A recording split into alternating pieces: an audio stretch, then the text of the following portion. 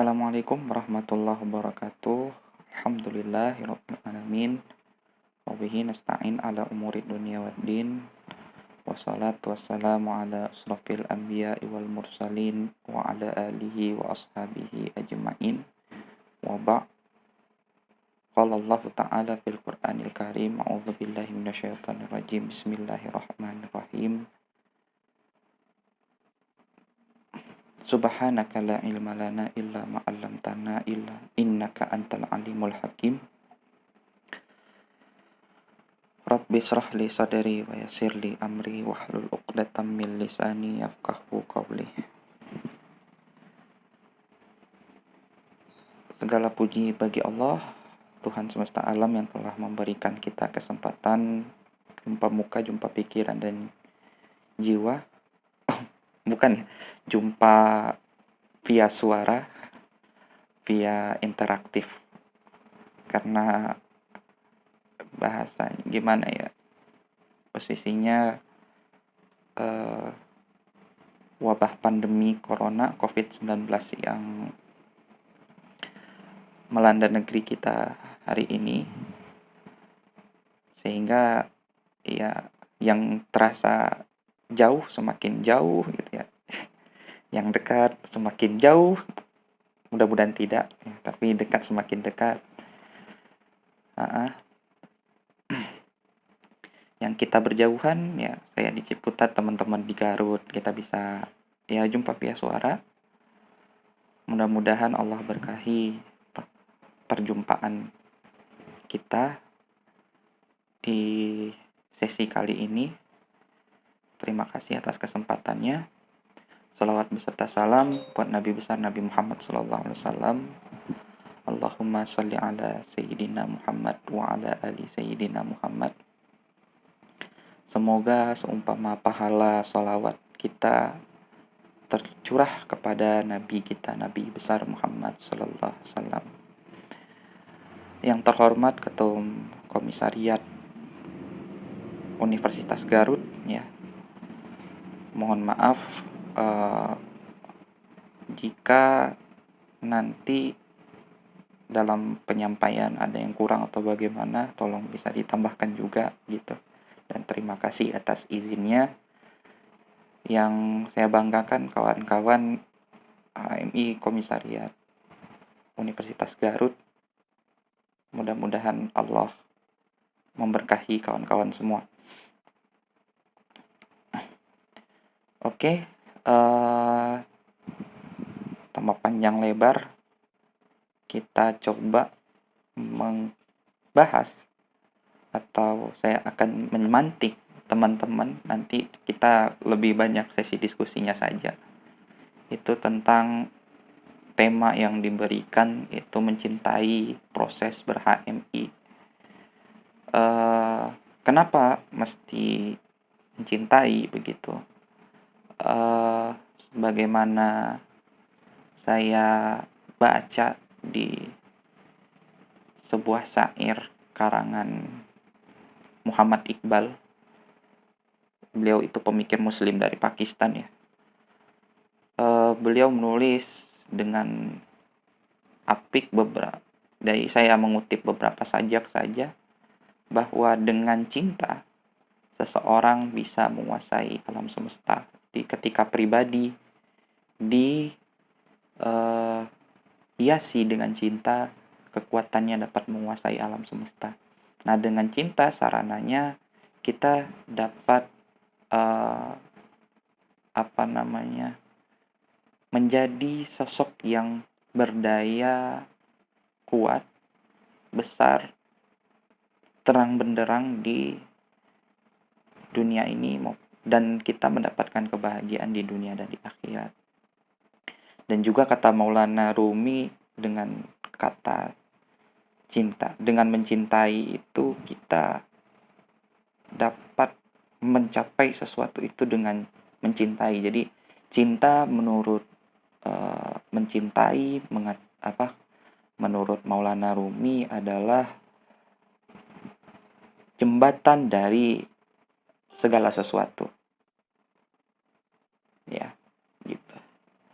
Nah, proses ber-HMI. Jadi proses ber-HMI selayang pandang saja, nanti akan kita bahas beberapa sesi ke depan, bahwa proses HMI itu adalah untuk membentuk yang namanya pribadi insan cita. Jadi kalau kita korelasikan dengan konteks yang disampaikan oleh Muhammad Iqbal tadi, seorang kader HMI yang dipenuhi dengan cinta, gitu, maka dia akan bisa mencapai insan cita, karena insan cita ini adalah insan-insan yang dapat menguasai dunia. Karena insan cita ini adalah insan-insan yang mengerti tugasnya di dunia ini diperintahkan oleh Allah Subhanahu wa Ta'ala sebagai khalifah, begitu. Oke, pembahasan kita lanjut. Pertama, pendahuluan, ya. Mencintai merupakan sebuah usaha aktif. Dengan mencintai manusia, mengaktualisasi keberadaannya dengan produktif, mewujudkan kebaikan-kebaikan. Dengan kebaikan-kebaikan yang dilakukan, manusia dapat mencapai kebahagiaan. Jadi, manusia yang mencintai itu adalah manusia-manusia yang bisa mengaktualisasikan dengan produktif bentuk cintanya. Jadi cinta yang bersifat toksik atau cinta yang bersifat menghilangkan produktivitas sebagai manusia, yang wujud esensi manusia gitu sebenarnya dengan kebaikan-kebaikan yang kita lakukan gitu. Kata Nabi SAW kan begitu. Tanpa unas, ya kan, khairun nas tanpa hukum linnas. Sebaik-baik manusia adalah manusia-manusia yang bermanfaat bagi orang-orang sekitarnya. Tentu manfaat itu berasal dari kebaikan-kebaikan, bukan dari keburukan-keburukan. Jadi mencintai itu usaha aktif, bukan usaha pasif. Jadi sebuah cinta, kalau kita katakan, harus diungkapkan.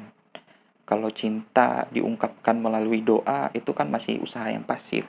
Jadi teman-teman tidak bakal teman-teman yang lagi jatuh cinta, misalkan jatuh cinta nih sama seseorang, kalau hanya merasa dengan aku mencintainya dengan doa begitu, itu usaha yang pasif gitu. Karena kita dilarang untuk determinis terhadap takdir gitu. Kalau kita determinis kepada takdir, tentu kita akan tidak mau berusaha. Padahal kita sebagai manusia diberi oleh Tuhan sebuah ikhtiar, sebuah usaha, sebuah potensi untuk berusaha, berkehendak bebas. Tentu cinta itu kehendaknya bebas, kehendaknya merdeka. Mencintai sebuah kemerdekaan. Jadi merdeka belum tentu mencintai, tetapi mencintai sudah pasti merdeka. Nah, kalau ada sebuah hubungan yang toksik seperti posesif, terus sebuah hubungan yang memaksa, kekerasan dan segala macam, itu bukan sebuah bentuk cinta. Cinta itu bentuknya usaha aktif, sebuah kasih sayang yang aktif, sebuah perhatian yang aktif, sebuah perbuatan-perbuatan yang produktif tadi yang saya katakan, yang dilakukan oleh manusia. Jadi sebuah kebaikan. Jadi tidak ada yang namanya dalam proses cinta keburukan. Jadi kalau memang kita mesti mencintai, kita mesti mengungkapkan dengan perbuatan, bukan hanya dengan kata-kata. Jadi kalau kata Maulana Rumi, ketika cinta sudah berkata, pena-pena akan patah. Jadi tidak ada gunanya ketika kita mencintai hanya diungkapkan dengan sebuah kata, itu tidak bakal ada gunanya begitu.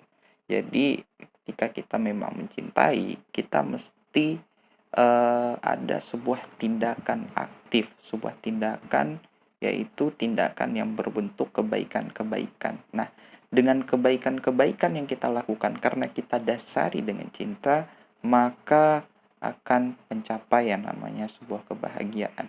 Jadi misalkan kalau yang laki-laki atau yang perempuan menyukai lawan jenisnya, hal yang mesti pertama yang dibangun adalah apakah hubungan teman-teman ini mengantarkan kepada kebaikan, yaitu sebuah kebahagiaan. Begitu. Itu sebuah bentuk hubungan yang abadi, sebuah hubungan yang sejati begitu. Bukan dengan menjadikan lawan jenismu sebagai objek nafsumu. Jadi kalau saya pernah menulis itu, kata-katanya, saya mencintai dirinya untuk dirinya, demi dirinya, gitu kan.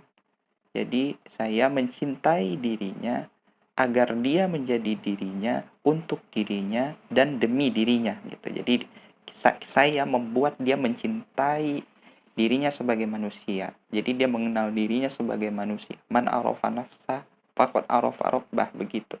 Barang siapa yang mengenal dirinya, dia akan mengenal Tuhannya. Kemudian dan saya tidak mencintainya untuk menjadikan dirinya sebagai diriku. Jadi kita tidak bisa memaksakan bahwa dia harus seperti apa yang kita inginkan. Gitu. Kita tidak bisa memaksakan dia mesti mengikuti apa yang kita inginkan. Kita tidak bisa menuntut Tuhan untuk mengikuti apa yang kita inginkan, gitu. Kan kata Tuhan juga, lawit tabakta ahwaahum lafasadatis sama wal ar. Jadi posisinya ketika Tuhan mengikuti keinginan kita, maka akan hancur langit dan bumi, kan begitu kata Tuhan. Maka sebuah proses cinta itu bukan sebuah proses pemaksaan, bukan sebuah proses kepemilikan. Nanti teman-teman akan di akhir sesi akan saya suguhkan puisi saya yang sangat yang sangat dengan puisi itu perjalanan sofistik saya itu dimulai, gitu. Jadi sebuah cinta itu bukan untuk memiliki, tapi cinta untuk mengikhlaskan, kan begitu. Nanti kita akan kaji lebih jauh lah ya tentang cinta. Kemudian lanjut, dasar dalam membangun rasa cinta adalah kepercayaan. Nanti akan kita bangun bagaimana kepercayaan yang benar, kepercayaan tauhid bagaimana yang benar. Kemudian cinta merupakan tindakan dari sebuah kepercayaan. Jadi tindakan kepercayaan itu adalah cinta, yaitu amal kebaikan, amal soleh, gitu. Sebuah kesalehan. Jadi hasilnya terlihat dengan seberapa besar kita meyakini objek cinta, kepada besar kita yakin kepada objek cinta. Objek cinta itu berbentuk kekasih, bisa kepada lawan jenismu, istrimu, pasanganmu, ayah ibumu, bahkan Tuhan, bahkan HMI itu adalah objek cinta, jadi objek kekasih. Tentu cinta dengan kepercayaan yang benar akan mengantarkan kita kepada hasil yang kita inginkan, yaitu kebahagiaan. Dalam konteks HMI, apa proses yang ditawarkan HMI sehingga kita layak untuk mencintai proses tersebut, ya. Dengan bagaimana cara kita mencintai organisasi HMI. Jadi ada dua pertanyaan yang mesti kita jawab dalam diskusi ini. Apa proses yang ditawarkan dan bagaimana cara mencintai, begitu. Ya, kita lanjut. Kemudian untuk menjawab pertanyaan pertama, kita mesti tahu apa itu proses ber-HMI. Jadi proses ber-HMI dapat dimaknai dengan bagaimana kita kader ini bersungguh-sungguh menempa dirinya, bersungguh-sungguh mewujudkan dirinya sebagai insan cita. Jadi ketika saya menjadi kader HMI, tagline yang saya bangun itu pertama kali adalah keyakinan bahwa saya di HMI akan menjadi sosok yang berkualitas. Saya kader HMI, saya berkualitas, begitu. Jadi proses itu kalau kita lakukan dengan sungguh-sungguh, maka kita akan sampai kepada yang namanya insan cita. Jadi wujudnya, insyaallah. Jadi kita kan berusaha mewujudkan yang namanya insan cita, begitu. Kita tidak tahu kan bagaimana, apakah kita bakal mencapai insan cita atau tidak, karena ya memang insan cita, insan paripurna yang yang eh, ada di dunia ini satu-satunya cuma Nabi Muhammad Khatamul Anbiya. Karena kata Tuhan pun kesempurnaannya itu sudah menjadi sebuah uswah bagi kita kan. Laqad kana lakum fi Rasulillah uswah hasanah. Jadi Nabi Muhammad itu adalah uswah hasanah, teladan gitu, teladan kebaikan. Jadi sosok insan kita kalau kita lihat ya dengan Muhammad yang akhlaknya itu adalah akhlak Al-Quran. Wa innahu la'ala khuluqil azim. Dan di dalam Al-Quran itu berisi tentang akhlak-akhlak mulia gitu. Akhlak itu adalah nilai gitu. Jadi kita mesti artikan akhlak itu nilai. Jadi nanti dari nilai itu akan timbul kepada sikap dan tindakan, etika dan estetika kan begitu. Nanti kita akan bahas. Jadi kalau kita merujuk kepada tafsir tujuan HMI, kita memahami insan cita adalah dunia cita yang terwujud dalam HMI, ya, yang ingin HMI wujudkan di dalam pribadi seseorang manusia yang beriman dan berilmu pengetahuan. Jadi sosoknya adalah kualitas iman, kualitas ilmu, dan kualitas amal. Ada beriman dan berilmu pengetahuan serta melaksanakan tugas kerja kemanusiaan. Jadi di dalam diri seorang kader HMI itu teraktualisasi yang namanya iman, ilmu, dan amal. Jadi tagline kita kan yakin usaha sampai, itu benar-benar teraktualisasi dalam kehidupan sehari-hari. Jadi terwujud. Ya, cara wujudnya itu tentu kalau dengan kata terwujud itu ada usaha yang aktif untuk mewujudkannya. Jadi kalau tidak ada usaha yang aktif sungguh-sungguh, itu namanya proses yang kita inginkan, yaitu insan cita, tidak bakal terwujud. Kita lanjut. Ada langkah menjadi insan cita. Ini kajiannya itu ada di Mission HMI gitu. Nanti kita akan bahas. Ada yang pertama Islam, yang kedua mahasiswa, memahami diri menjadi seorang muslim gitu ya, Islam, kemudian mahasiswa, hakikat perjuangan mahasiswa, kemudian independen, sebuah sikap seorang insan cita begitu, kemudian bagaimana dirinya menempa diri sebagai insan cita dengan berkader, melakukan perkaderan, dan memperjuangkan nilai-nilai yang menjadikannya insan cita. Itu ada 5 langkah begitu. Ini Mission HMI. Kita buka dengan surat Al-Maidah ayat 3, potongan ayat, Al-yauma akmaltu lakum dinakum wa atmamtu alaikum ni'mati wa raditu lakumul Islam madinah. Kemudian dengan surat Al-Ankabut ayat 69, innalladzina jahadu fina lanahdiyannahum subulana wa innallaha ma'al muhsinin gitu.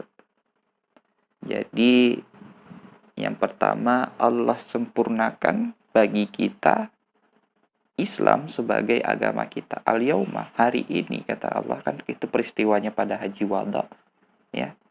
Di ketika wukuf Arafah, Nabi berkhutbah, kemudian Nabi katakan bahwa telah sampai pada wahyu terakhir, bunyi al-yauma akmaltu lakum. Telah kusempurnakan hari ini bagimu apa? Dinakum, sebuah nilai yang mesti kamu perjuangkan. Jadi dinan itu agama dalam arti kata juga sebuah hutang. Jadi kita telah Tuhan sempurnakan perjuangan kita untuk memperjuangkan nilai-nilai Islam. Jadi nilai-nilai Islam itu mesti diperjuangkan, mesti gitu ya. Jadi perjuangan Nabi Muhammad dalam memperjuangkan Islam itu sudah selesai. Tapi dalam perjuangan kita menuju Islam tadi itu mesti kita lakukan, kita usahakan dengan memahami nilai-nilai, kemudian mengaktualisasikan, menjadikan nilai-nilai sebagai karakteristik. Jadi kalau di HMI nilai-nilai itu kita pahami dengan NDP, nilai-nilai dasar perjuangan. Al-yauma akmaltu lakum dinakum. Aku sempurnakan perjuanganmu gitu kan. Wa atmamtu alaikum nikmati. Aku sempurnakan bagimu nikmatku kan gitu. Wa raditu lakumul Islam madina. Dan aku rela bahwa yang kamu perjuangkan itu Islam gitu. Jadi Islam sebagai nilai tatanan universal begitu. Tatanan yang sempurna, tatanan nilai yang sempurna itu Islam universal, inklusif, terbuka begitu. Nilai-nilai Islam mengajari sebuah nilai-nilai kebaikan, tidak memandang orang lain itu atas warna, agama, apapun itu yang berbeda dengan kita. Yang kita lihat adalah dari tingkat kebaikan yang dia lakukan atas dasar ketauhidan kepada Tuhan kan begitu. Nah, itulah nilai universalitas Islam dalam tauhid begitu. Nah, yang dilakukan dengan progresif, tentu progresif adalah sebuah kebaikan-kebaikan yang bersifat memajukan sebuah peradaban kan begitu. Jadi perjuangan kita itu adalah perjuangan untuk membentuk yang namanya sebuah tatanan peradaban yang maju, yaitu adil dan makmur. Oke, selanjutnya adalah mahasiswa.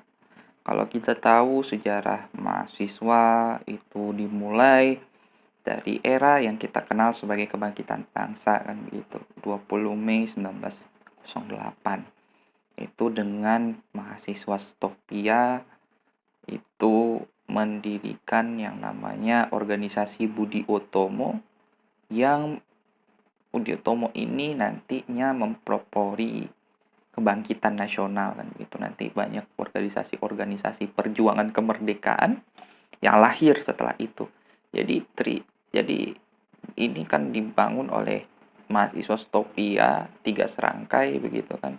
Dr. Rajiman, Dr. Supomo, dan Ki Hajar Dewantara membangun yang namanya Budi Utomo gitu kan, untuk membebaskan bumi putra kan dari belenggu penjajahan, dari belenggu kebodohan.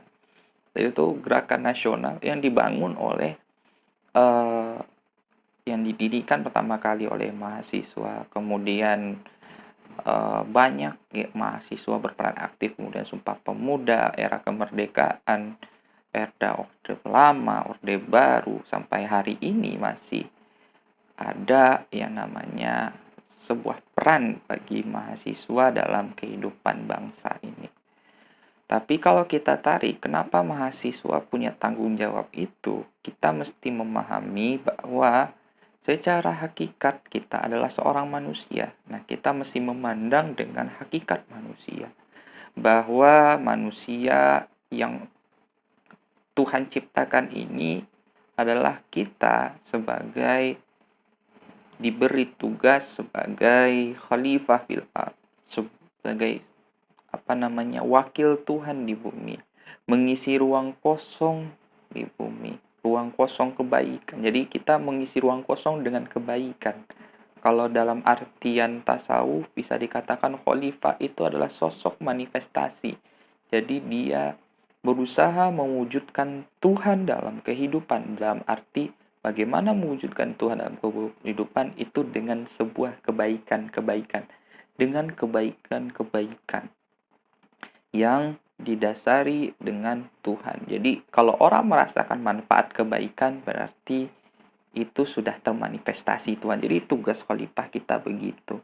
Nah, itu hakikat manusia ya, yang memiliki fitrah, potensi gitu. Potensi kita adalah dalam Al-Qur'an itu sebuah potensi. Aklun, nafsun, dan sisyun gitu. Sisi ya, atau kita saksi ya. Bukan saksi ya. Sisi ya, politik ya. Siasah, maaf, saya lupa bahasa Arab. Jadi ada nafsah, ada aklah, dan ada siyasah. Jadi ada 3, ada akal, nafsu, dan politik. Itu merujuk kepada pengertian-pengertian yang Tuhan kasih kepada kita melalui Al-Quran. Ada kata insan, ada kata bashar, dan kata nas. Insan itu teraktualisasi dalam potensi akal, kemudian bashar dalam potensi nafsu, dan siasah atau politik itu dalam potensi kita sebagai manusia-manusia sosial atau nas.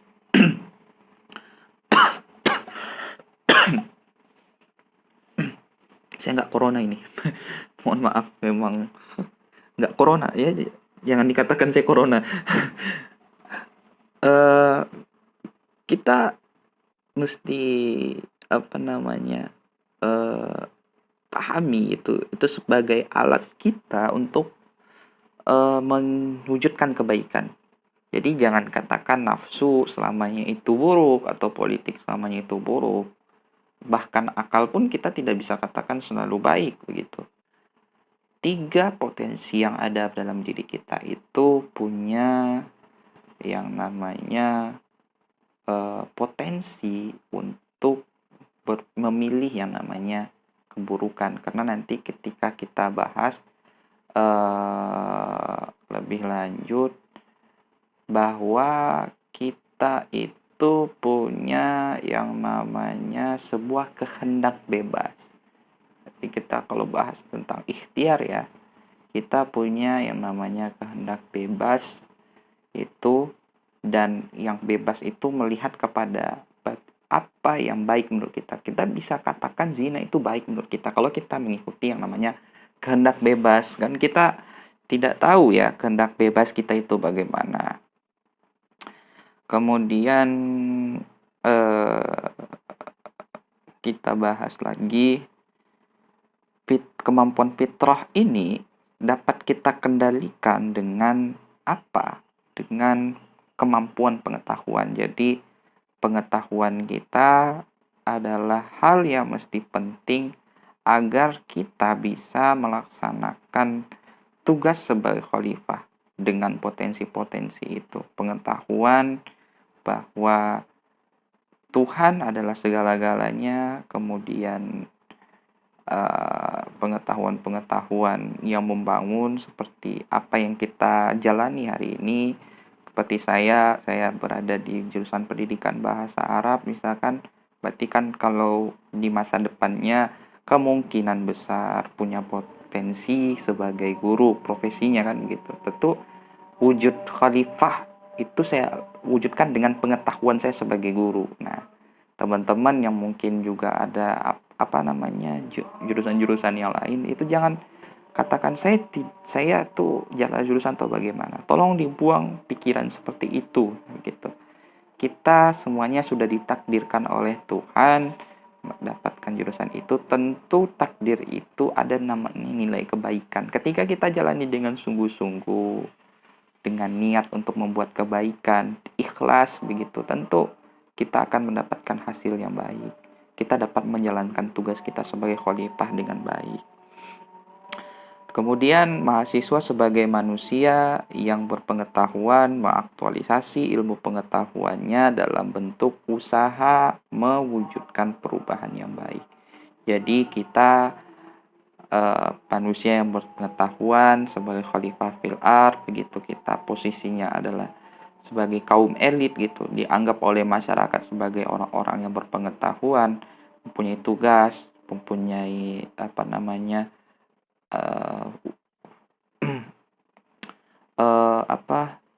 slogan the agent of change, sebuah agen perubahan, the agent of social control. Perubahan itu kita wujudkan dalam kontrol sosial, bagaimana tatanan sosial itu selalu berpihak kepada kebenaran begitu, selalu membela yang namanya kebenaran, memperhatikan keadilan kan begitu.